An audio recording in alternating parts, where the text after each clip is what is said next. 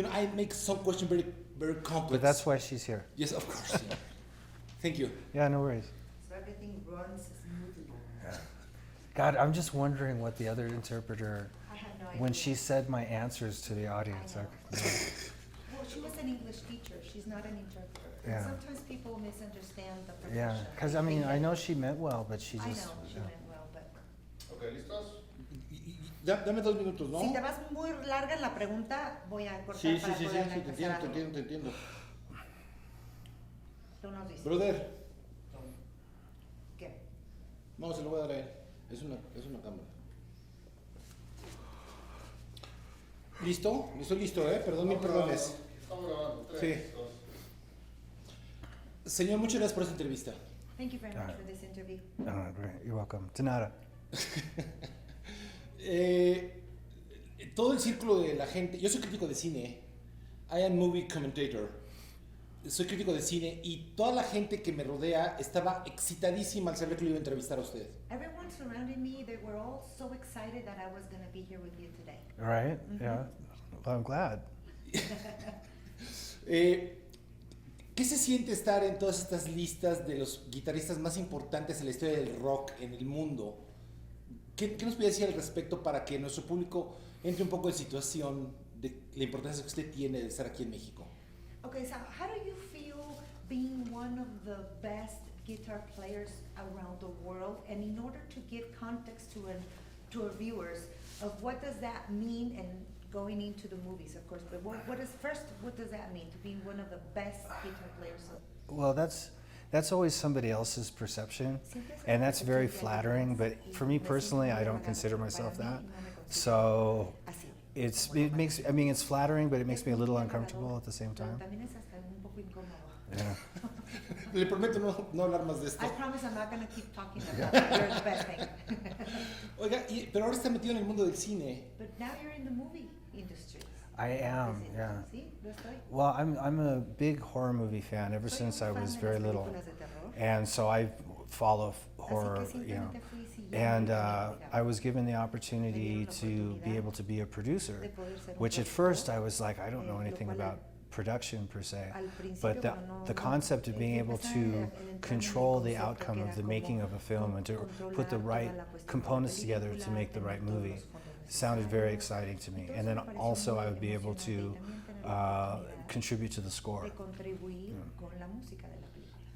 Pero yo vi la película ayer en la tarde I saw the movie yesterday. y me ponía a pensar en el Here it proceso. comes. Ahí viene, a ver. Ahí viene. Y me ponía a pensar en el proceso creativo de la música y el proceso creativo del cine. Okay, and I was thinking about the creative process of the music and the creative process of making the movie. We're two different things, yeah. Yes, of course. Well, I mean, I started actually creating the music before, when it was still in script form. Sorry. Oh, sorry. Stupid. Sorry, sir. It's okay. Sorry, please. So I started to create the music before we started production on the movie, which is different. Most movies you start the score way at the tail end, but I got involved with the music early on, and I just created what I thought the story said to me musically. And then once we started production, I worked with a scoring composer who could interpret or translate my music on the guitar into an orchestra. Pero al ingresar usted a este mundo, ingresa usted a un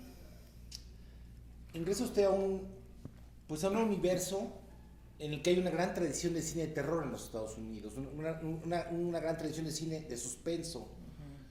¿Y por qué lo hace desde esta perspectiva, exactamente con esta película que se parece tanto a Dark Water, la película esta asiática? So you enter to this universe, this world of the movie industry, but the horror films, basically, with a lot of, in the United States mainly, there are many movies of thrillers and horror. So, like for example, this Asian movie called Dark Water. Dark Water. So, how was it for you? Dark Water. Yes. What did that have to do with me? Es una película asiática muy It's an reciente. Asian movie, a recent Asian movie. No, I haven't seen it. ¿No la he visto? No. Okay. Pero, I've heard of it, but I haven't seen it. La escuché, pero no la he visto. ¿cómo se siente usted de abordar con esta película algo en torno al cine, al tradicional cine de suspenso y de terror de Hollywood? Yeah, so how do you feel by entering into this new this universe of the horror movies with this picture specifically, this film? Well, I mean, when it comes down to it, it's already come out in the States, and I've already sort of gone through that.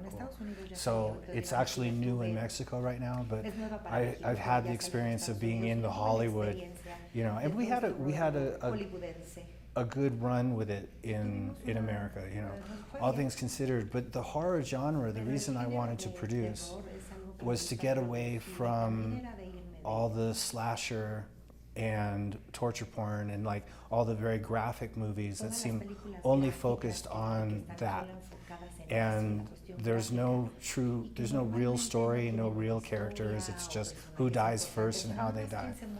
So what I'm trying to do at this point is pursue more story-driven and character-driven movies. So this is my first one, and I'm going to keep doing it until I get really good at this.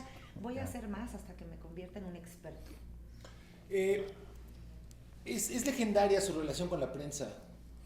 Es legendaria. ¿Cómo percibe usted la crítica de cine? ¿Le ha sido más benévola que la crítica musical? ¿Ha sido diferente o cómo la percibe usted?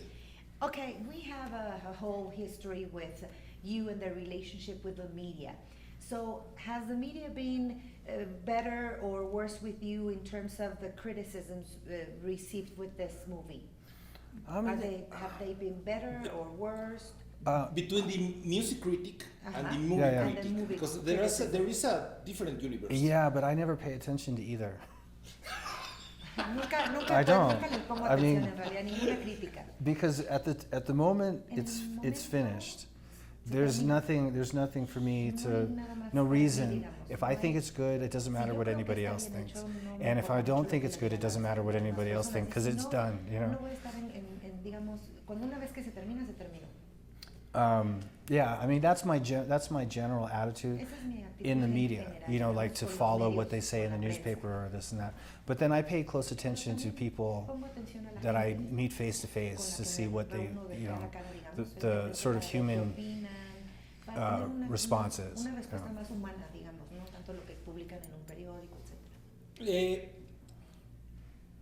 Yo por eso hacía tanto énfasis en la importancia que tiene usted en la música, porque esa importancia debe ser equidistante o equilibrada con respecto al mundo del cine.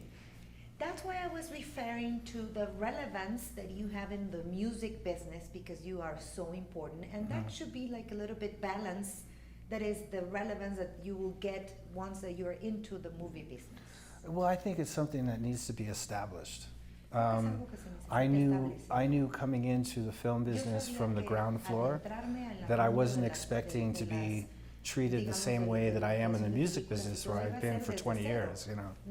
But I like that. I liked coming in from, you know, where you have to roll up your sleeves and get to work and start building up a reputation as a filmmaker, you know.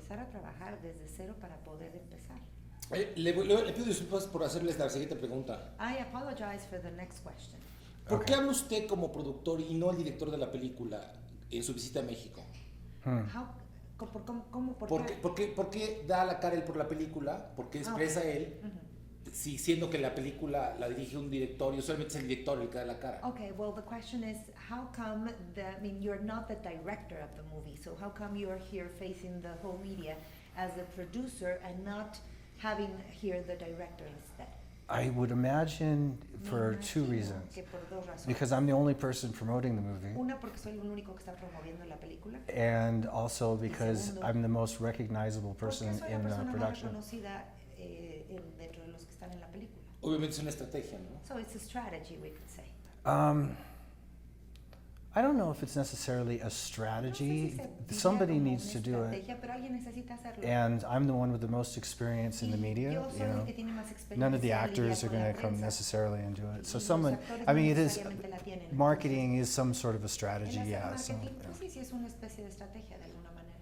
Y bueno, y ahora le quiero hacer la pregunta que debía haber hecho desde el principio. Another question that I should have made since the beginning. ¿A quién admira en el cine who do you admire in the movie business? Who do I admire in the movie business? I love Jon Favreau. Tengo Just off the top of my head, I really Jon like him. Favreau. I think he's somebody who's very talented and very diverse, and directs and acts and writes and so on. You know, obviously, I love, well, I mean, some of the guys from the older times, like I love William Friedkin. I love Sam Raimi. You can't help but love Steve Spielberg. You know, I love John Williams as well. You know, I mean, a lot of different people in the movie industry that have had the tenacity to be around for a long time, and are really actually very talented. I grew up with Woody Allen. I love Woody Allen. You know. There's a lot of different people that I admire. Jack Nicholson. Jack Nicholson. One Flew Over the Cuckoo's Nest. Yeah. Ya por último, ¿podría usted mandarnos un saludo al público mexicano? Usted que es tan conocido, bueno, ha sido la gente más emocionada porque lo iba a entrevistar a usted. So lastly, I mean, I was really, truly so excited to be here with you. Mm-hmm. So can you just say hi to the audience and invite them to come to see your movie, please, generally? Just generally, hi, I'm Slash, and I'd like you to come see Nothing Left to Fear. It's my new movie that I just produced and scored, and I think that you'll like it. Cheers. Sir, thank you very much for this interview. Yeah, it was good talking to you. Thank you, sir. It's been a pleasure. Could you give me a photo with you? Yeah, yeah. Dame tu.